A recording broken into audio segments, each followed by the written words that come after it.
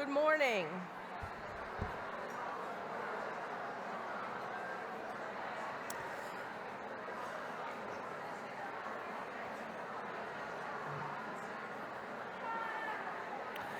It is time to start the Keynote breakfast.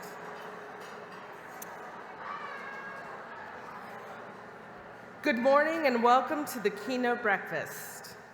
At today's breakfast, we'll honor members for their major commitments of service to RWA, as well as hear a fantastic keynote from best-selling author Jennifer L. Armentrout. Now on to the volunteer prize drawing. Every day, RWA selects a lucky conference volunteer to win a free RWA 2020 registration. Today's winner is Najeen Papin.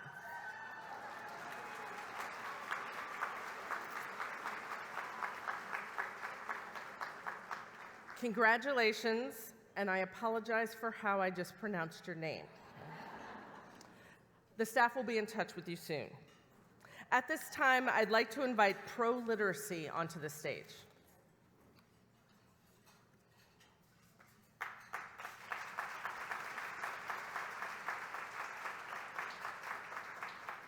Good morning, everyone.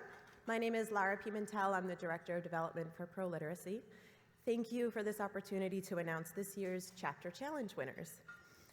First, I'd like to show a short video about what the Chapter Challenge is and the impact that you are all making on adult literacy. The Chapter Challenge is an opportunity for RWA chapters to raise funds for pro literacy, Rwa Service America's long-standing charitable partner. RWA is a very supportive organization, and to have people read, not only because they fill out applications for jobs, help their kids with school, to read books, is going to get them further in life. Both Rwa Service America and Pro Literacy award the top 5 fundraisers as well as the top team. One of the reasons we did donate to Harris County is because of the Alberta Harvey, and the tropical storm that sat over us for 3.5 days. It dropped 52 inches of rain. That is a lot of water. And so there was a lot of flooding to a lot of the libraries in Harris County. And we could have donated to Fort Bend, we could have donated to Montgomery County, but it says out Harris County because it got hit so hard. And that's why we donated. Harris County is one of the most diverse counties in the nation. We had 3,426,600 people enter our library doors in 2018. So we had more people than in the state of Iowa walk through our doors, and this is just our 26 libraries.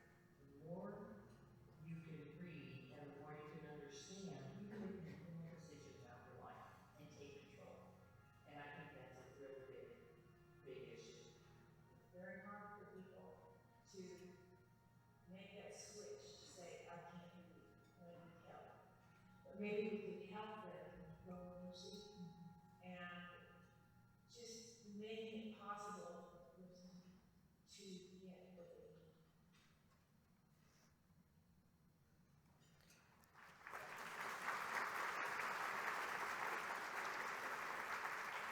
So now for this year's winners, let's give them a round of applause as we announce. For the top 5 individual fundraisers from the number 5, and I apologize for the way I'm going to pronounce names, Rowan Parrish from Philadelphia, romance writers. Shri Ayer from Rose City, romance writers. Beth Oren from Rose City, romance writers. Lisa Leone, also from Rose City, romance writers. And the top fundraiser this year was Jessica Smith from Rose City, romance writers.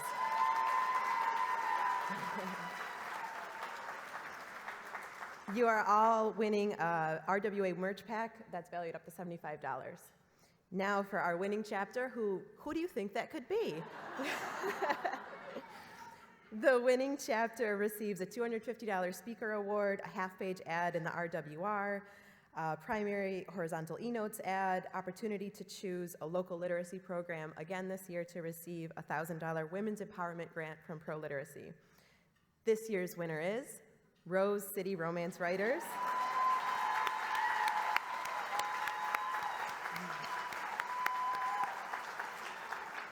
You all raised a whopping $2,650. So thank you all for your dedication. Thank you for your support. To everybody this year who raised funds, who sent a message about adult literacy, thank you for all your support over the years, and congratulations, Rose City.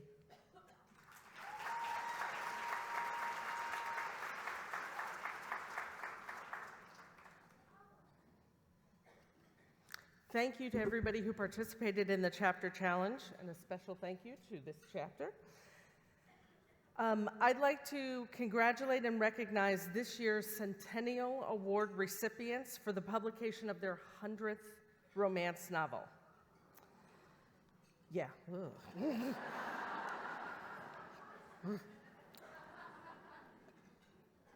Joanne Brown,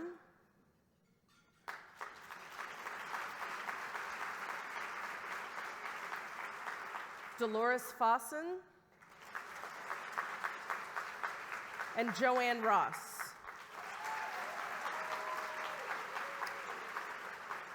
If any of you are here, could you stand so that we can give you one more round of applause? They're probably at home writing, I'm just saying. But if you're here, just, again, thank you. That's an amazing accomplishment.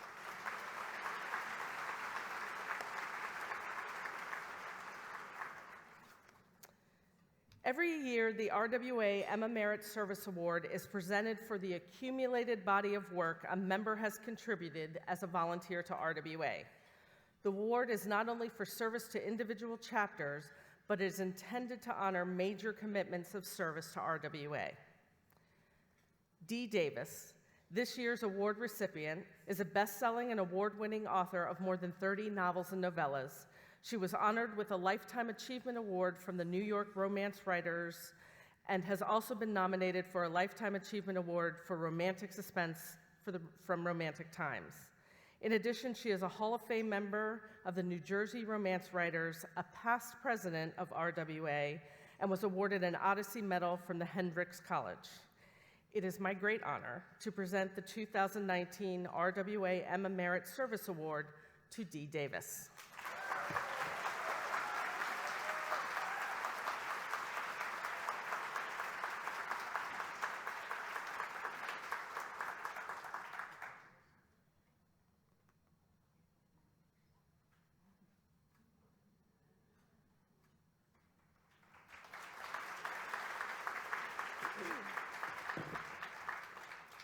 Wow, I'm honored. Apparently murderers can get awards. For those of you who don't know, I killed someone at the event on Wednesday night. I just really want to thank the board for this amazing honor. RWA has been in my heart for 21 years. When I first started out, they lifted me up and helped me find my way. And as I moved through my journey, they were there to support me with laughter and love and hugs and all the things that you need, not to mention advice and wisdom and advocacy. So I'd like to thank all of you here, because all of you are RWA. And without each and every one of you, I couldn't be the writer I am, and I wouldn't have been able to take the time that I did to serve you as your president and in various other positions. And finally, I'd like to thank my husband, who's here today, because without him, I wouldn't have been able to do any of this. Thank you so very much.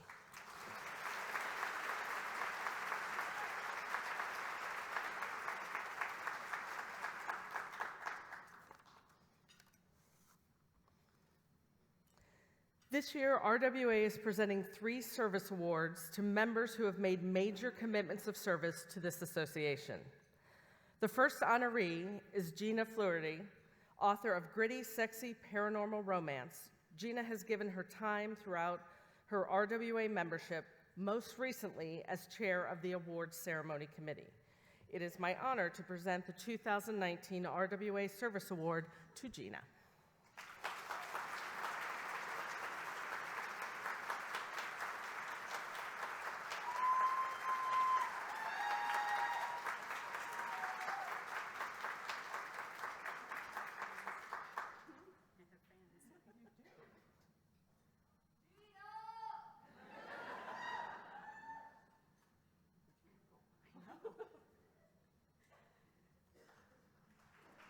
Thank you.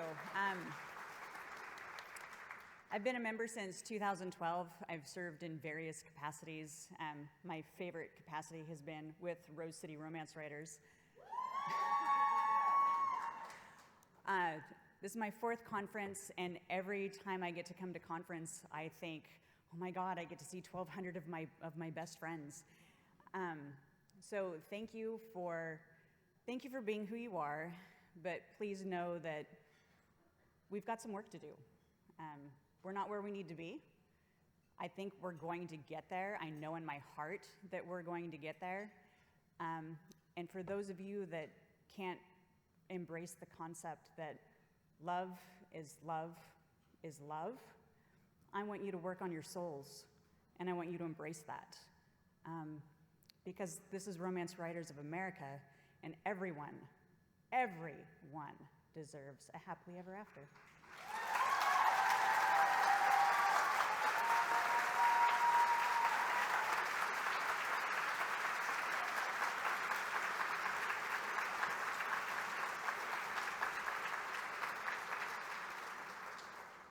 The second service award goes to Courtney Milan.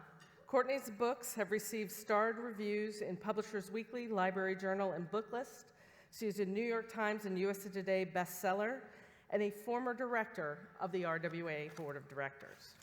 It is my great pleasure to present the 2019 RWA Service Award to Courtney.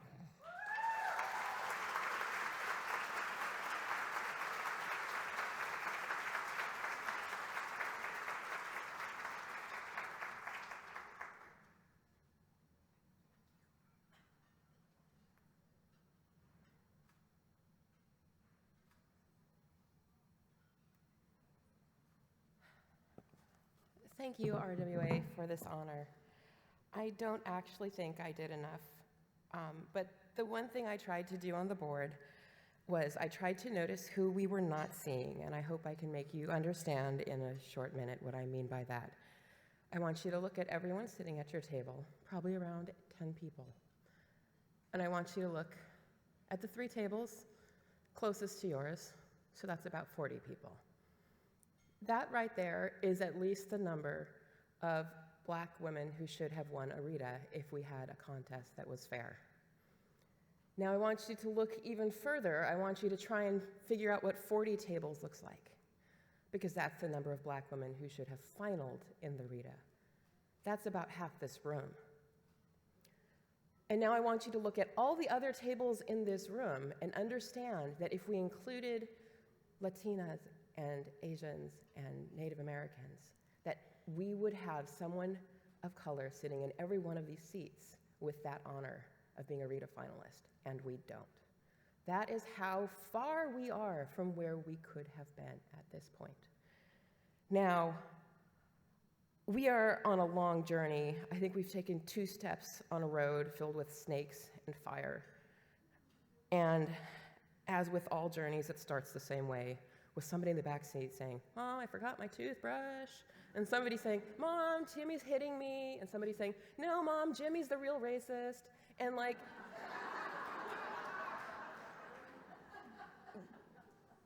guys, it's time to put our seatbelts on and start driving. Thank you.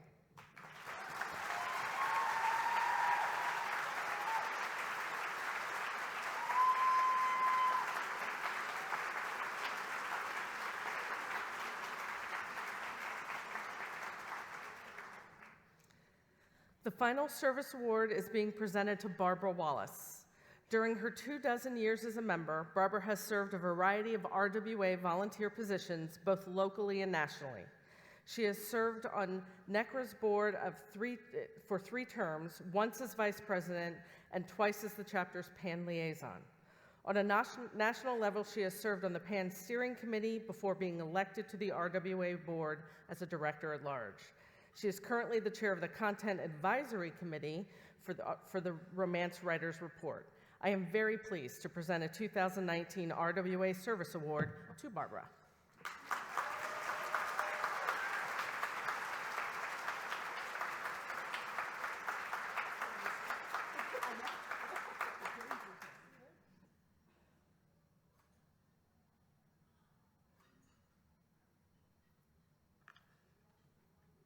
Oh, wow, I get to pass, they just did really elegant things. So I'm just going to say that since I joined RWA, I've always been a big believer that if you're not happy with the way something is, you can either bitch and moan about it, or you can step up, volunteer, and be part of the change to make things better.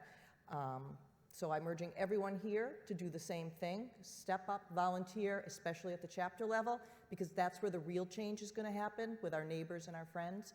And hopefully next year, we won't be standing up here giving those kind of speeches. Thank you very much.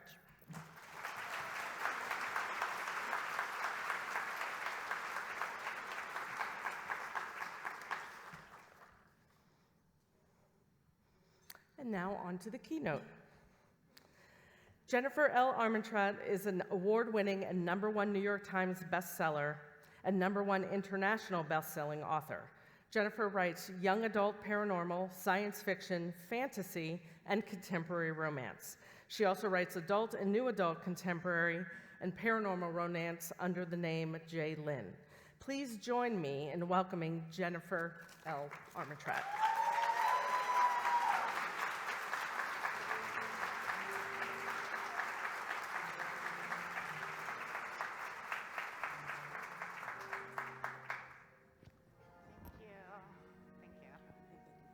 Thank you for having me. Can you guys hear me? Is it turned on? Okay, good. I went to the bathroom earlier with this on, and I was like, oh my God, please tell me. This is not turned on. You guys are gonna be eating your breakfast and be like, why do I hear toilets flushing? And that means we're gonna get like really intimate during this keynote. First off, I'm a pacer, so I'm sorry. That's why I have this on. Oh, don't touch it. I want to thank first RWA for having me here. I don't think anybody was more surprised than me when I got the phone call. I was on a book tour last October, and I kept getting this call. I think it was from like either California or Texas. And of course, I didn't answer it because I'm like, who is this? And I'm coming off an airplane. I'm getting ready to get on a car. And the person calls again, and then I finally, I did the Google search, who is this? And I saw that who it was, and I was like, oh, I better answer this. This is RWA calling me. And when I was asked to do the keynote this morning, I remember thinking, and I might have even said this, did everybody else say no? I was like, why? Why me? But seriously, it is an honor to be up here. And, I was kind of thinking with it being the breakfast keynote, there wouldn't be this many people here at 7:30, 8:30 in the morning, so I'm a little like, oh my Lord. But it took me a while to think about what I wanted to talk about today. Typically, if you've ever seen me do a keynote, I'll talk about like my successes or failures, and I've had way more failures than successes, but I didn't necessarily feel that comfortable doing that when there are people in this room who have so much more experience than I do, who could literally talk me under a table in advice and experience way more. Not to mention, when I started publishing, it took several years for me to work up a nerve to even do it. I was writing books, but I wasn't, getting into it because I had like performance anxiety. It was a totally different ballpark back then. What I was doing in 2011, 2012, even to 2015, I could sit here and talk to you about it until I'm blue in the face, and it would not be really relevant because what was able to work back then isn't necessarily going to work today. And one thing, too, is I can stand up here and tell you all about my success and how hard work pays off. But the truth is, in an industry like this, one of the hardest things to acknowledge is hard work doesn't always pay off. And that is a kind of a hard thing to really acknowledge, that when we start out, we're not starting out on a level playing field. And even though being a published author is hard for everyone, but it's not hard for a lot of our other authors to get their voice heard, to get published, to get time, to be up on this stage, and to win awards. So I did want to stand here and talk about how it was for me because it's not going to benefit everybody in this audience. So I kind of marked that out. And this process was taking months, by the way, of me saying, every RWA's emailing me, like, do you need anything? You ready? And I'm like, oh, yeah, sure. I know exactly what I'm doing. Everything's fine. And then some of my friends would be like, what are you going to talk about? I'm like, I don't know. We'll figure it out. So then I thought I could talk about some of the things that I face myself. For those of you who don't know me personally, if you see me walking around, you may have seen me walk into a chair, a wall, or a person. I'm not clumsy. Wait a minute, I am actually very clumsy, but I have a degenerate eye disease called retinitis pigmentosa, RP for short. I am losing my vision.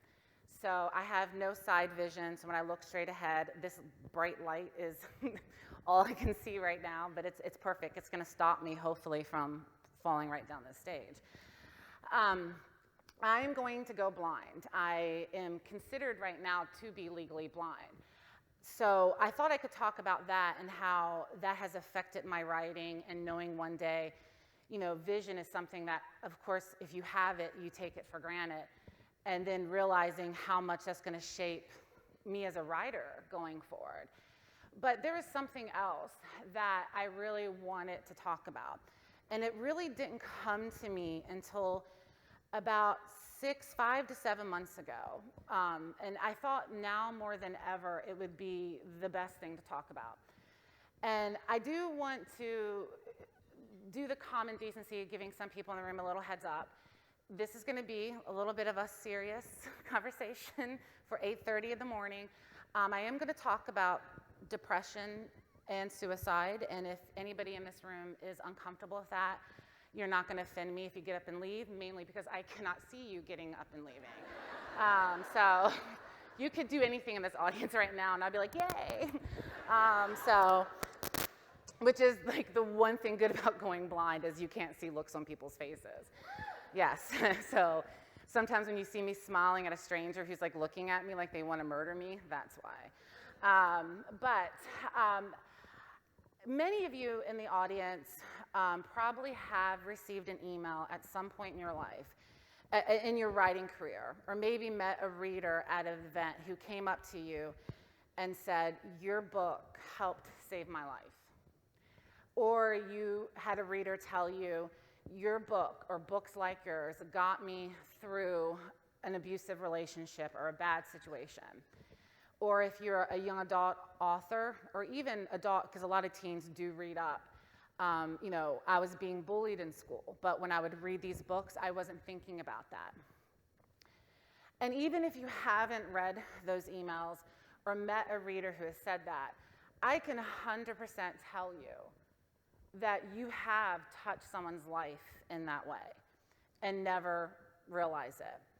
And I don't know about you guys, when I get emails like that or I meet someone like that, I never know what to say. And that's even coming from someone, I worked in the field of psychology, that's what I went to school for, and I even struggled since I was a teenager with depression, and I still never know what to say, because there's no, what do you say? There's no words to express your gratitude and your gratefulness and your humbleness that you were able to help someone in that situation, or that books in general could help someone in that. And that got me thinking that how important romance books are, especially when here we are, it's 2019, and I mean, we haven't had one of those stupid articles in a while, right? But it's coming, like clockwork. Some dude or some pretentious person out there, woman's going to pick up a romance book, is going to read it, and then it's going to judge an entire genre based on a book that was probably published 40 years ago. And then, you know, we're going to have to basically justify and defend romance. But the thing is that really irritates me about that is because romance books save lives. They truly, truly do. And I don't think that is something that we think about on a daily basis. That the books you're writing, whether or not it is about bikers or billionaires, bears that shift into humans, vampires, cops, cowboys, what people would qualify as silly romance or not serious, not literary, you know, they almost view romance that it's not changing the world. Maybe it's not changing the world, but you know what? It's changing the individual person who then can change the world, right?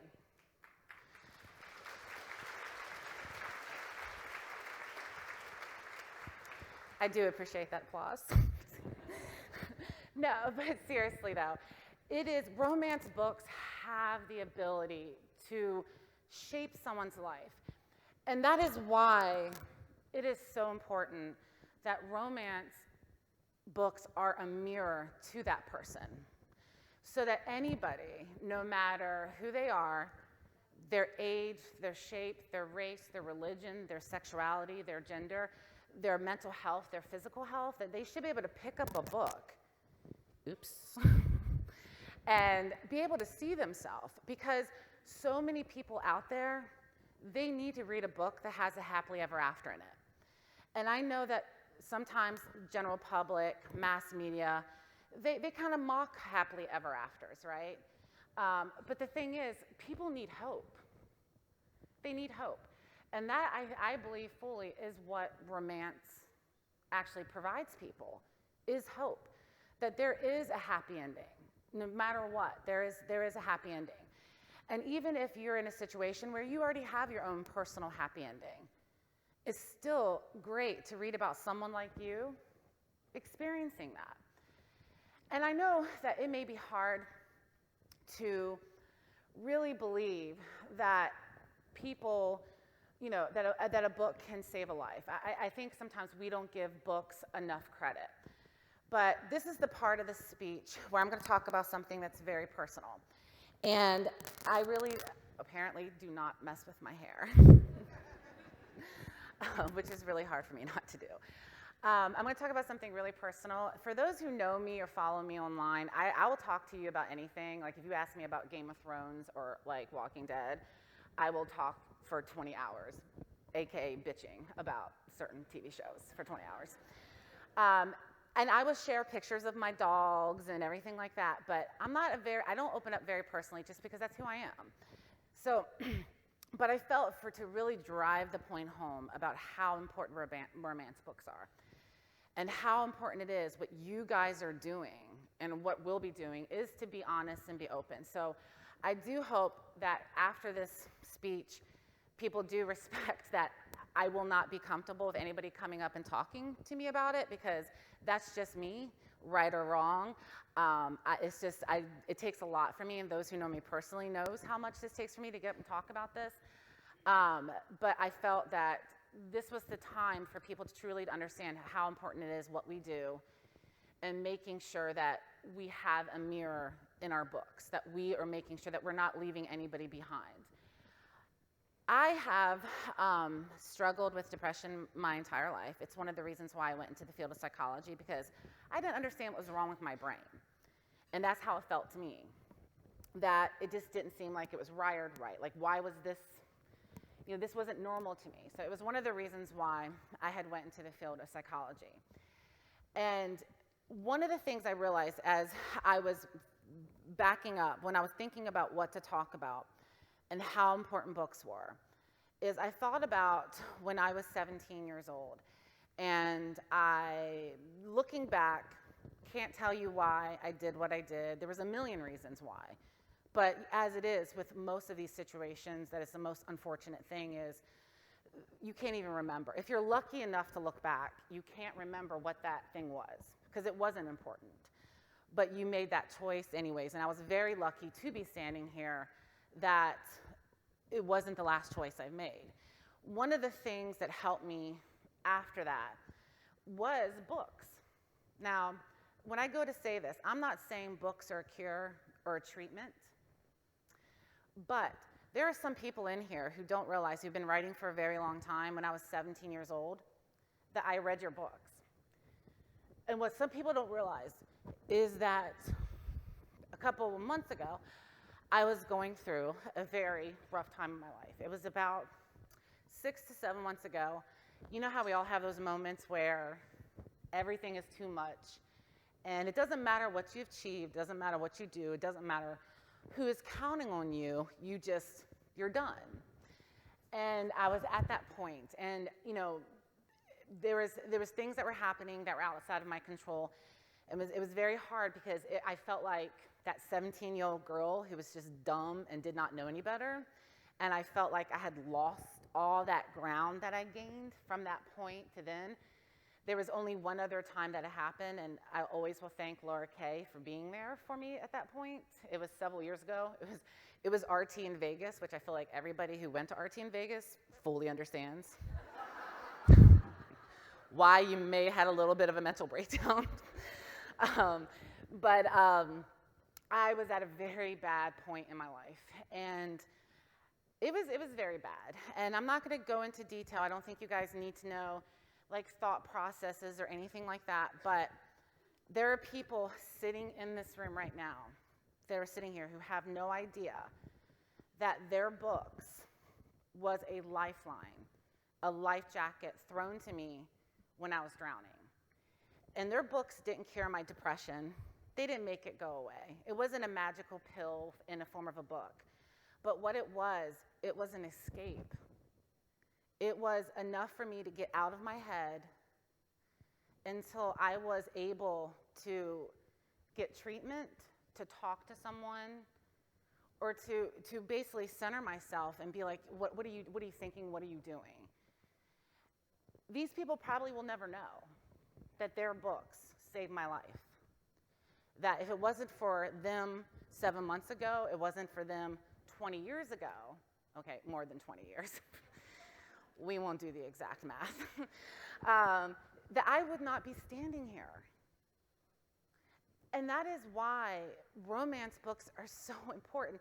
And I'm not saying that thrillers or suspense or fantasy or any of them are not as important. They are. But there's something special and different and unique about romance is because there is hope. You know, I mean, I don't want to spoil Game of Thrones for you, but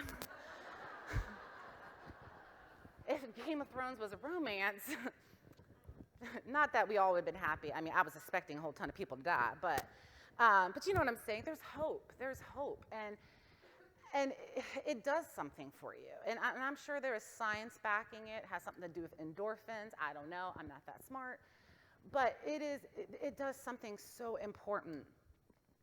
And when I say to you that romance books have saved lives, that is the truth. And I know it's something that it's hard to really fully understand or even think about on your day-to-day writing, but it is truly, truly the truth. And I know as authors, this is a business, this is a profession. There are a lot of things that we need to worry about. But to me, one of the most important things that is more important than hitting bestsellers lists, sales, getting invited to book signings, doing keynotes, winning awards, all that stuff is amazing. And I'm not here to take anything from that. But what truly is amazing is all the lives that many of you have saved in this audience. If you had hit published, whether or not you're indie, traditional, whether or not you posted a story online, whether or not you were back in the fan fiction days, whether or not you have any method you publish, and if you're an author who is beginning to publish, you're finishing your first book, this applies to you. Because if you've hit publish, somebody in this world has read your book when they needed an escape, when they needed an outlet. They've read your book when they needed to get away from a horrible situation, when they needed to get away from themselves. You have saved someone's life. Many of you in this audience have saved mine, and you don't know that. And while awards and bestsellers lists and all these things are amazing, and they are, again, not going to take from that, but the fact that you saved someone's life, that is what we do as romance writers. Sure, we entertain, you know, we may steam up the window sometimes for people. We give them a happy ever after, but what we're also giving them is hope. And many people, you're giving them a lifeline. You're giving them a life jacket. And that is also going back to why it's also so important that we have mirrors in our books, that anybody can pick up a book and see themselves. Because while you saved my life, there are many people that we didn't get lifelines to in time. There are many voices, many authors who haven't had the outlet, the service to be able to give that lifeline to people. And so it's so important that we are having diverse books that are mirrors of everybody, because it doesn't matter who you are. At some point in your life, you're gonna probably need that, right? You're gonna need that pick-me-up. You're gonna need that thing that takes you out of whatever crap is going on. You know, whether or not it's something serious, whether or not it's just you're just mad like me about Game of Thrones and still talking about that 5 months later. I will be a year from now. But like you're doing such an amazing job, and I know that it can often seem like sometimes when you hit publish, you know, I'm sure you know sometimes when you hit publish, you feel like, well, that was fun. It's just out there in the vacuum of space. You know you've sold some books, but you know, you don't know what you're doing, right? You don't know, because a lot of times people don't feel comfortable even coming to you and saying the truth. But I'm here to tell you 100%, you've saved someone's life. And for all of you who are getting ready, you're finishing up your books, you're going to be publishing soon, you're going to save someone's life. And you're going to be that lifeline. You're going to be that person who is going to lift them up until they can find help. And that, to me, is the most important and amazing thing about romance. And that is literally all I have to say.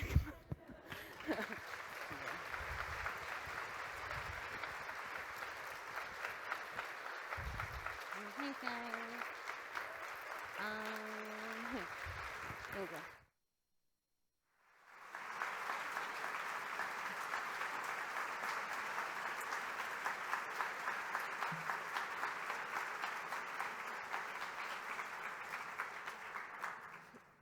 We have a gift for Jennifer, but I am not going to make her walk those stairs again because I have great sympathy for her. But thank you very much for sharing that with us today. And that is it for this morning's presentation. Go and enjoy day 3 of the conference.